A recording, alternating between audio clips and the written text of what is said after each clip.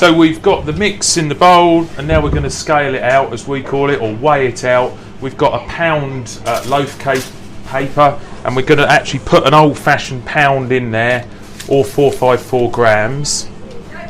See, I wouldn't have realised that you do actually weigh it out. I would have just been going, I'm just going to spoon it in and hope for the best. No, we tend to weigh most things. Obviously, trading standards, environmental health, plus also our yields, to make sure that we're getting exactly what we need to our costings as well, Michelle. So yeah, we tend to weigh most things, and then of course we do get some consistency.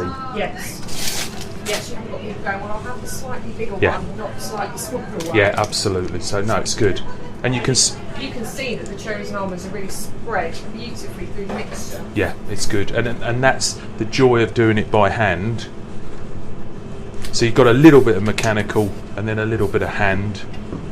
And do you do that with many things? Yes, mechanical yeah, and a bit of hand? We do. We try and use, we try and hand finish things, but we do use machinery where we need to. I think gone are the days where everything would be done by hand, but we do a lot of hand piping, we do a lot of hand chocolate work, finishing. It's good. It sort of adds the value to the product. Yes, because I was looking at the gingerbread men that you had in the shop, and they look lovely. Yes. And they've got that nice chocolate detailing on. Yes, yeah. I mean, that is great. That's a big seller for us here in the shop.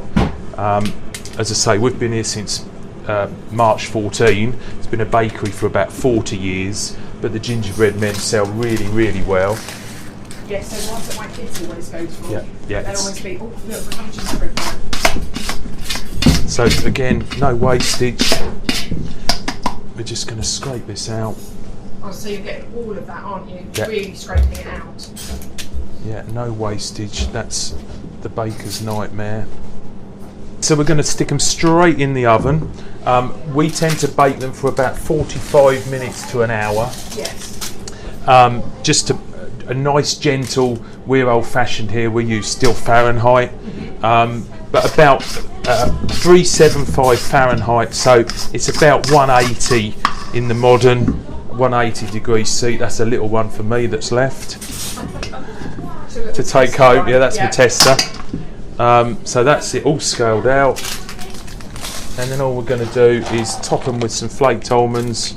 I don't weigh these so much, it's more visual. We've got a nice looking, Nice to have that little bit of crunch on the top. and these will brown, these will come up nicely. And that is it. That's the cherry and almond cakes. Fantastic. I can't wait for them to come out of the oven and give them a try. Absolutely. I'll put the cup of tea on. Put the kettle on. So we're literally going to put them in the oven.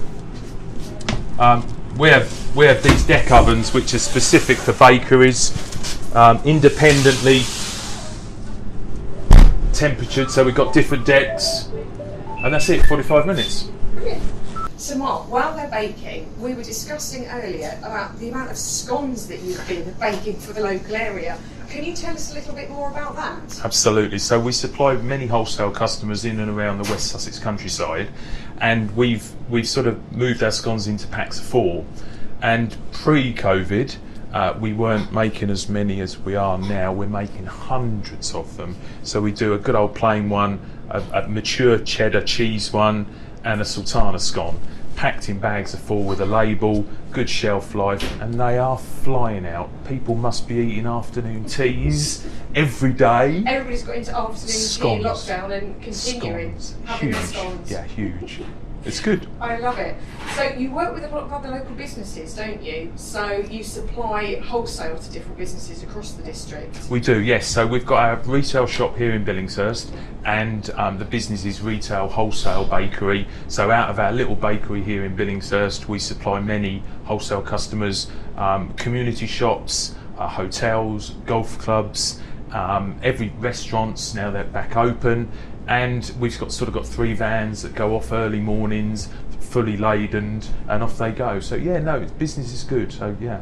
And you've been out and about, haven't you, looking at food across the district? Absolutely. What do you particularly enjoy about food and drink in Horsham? So I think we are amassed with food and drink establishments in West Sussex and Horsham district, and we're so very lucky to have the restaurants and the takeaways and the pubs, and it is a real passion.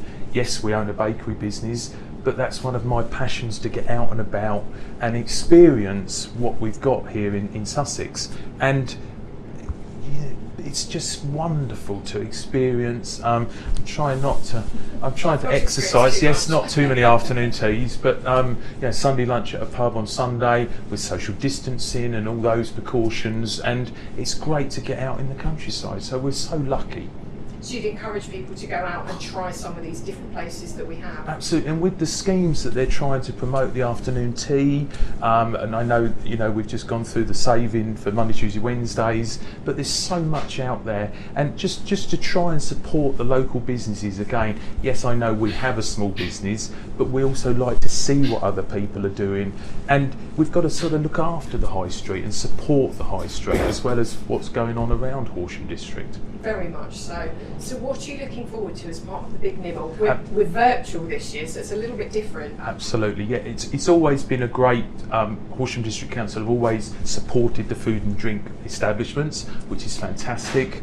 And we used to have the glossy brochure, which was great. You could follow the trails and so forth. Stenning have got their wonderful food and drink festival, which I've seen online.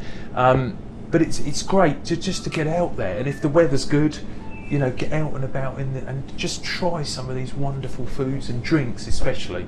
So we want to look at the recommendations coming through and say to people, this is what's online, go and have a look for yourselves. Definitely. And there's so many to try. So now, the pound cake, it's smelling amazing. You've got a recipe card coming out, haven't you, for the Big Nibble? Yes, indeed, yes. So what we're going to do is we're going to put a recipe card together so people can try making it at home. We won't get them to make 7 or 8. We'll scale it down to 1. Yes.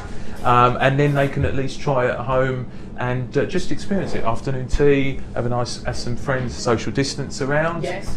In the garden, get the best of the weather. And it'd be great to see some of their pictures, wouldn't it, of their pancakes. We'd like to have a look. Oh, we'd love to have a look. Yeah, always love that. So let's get them out and have a look, and then we can have a nice cup of tea. Thanks, Michelle. I'll get the kettle on. Brilliant, thank you. Cheers.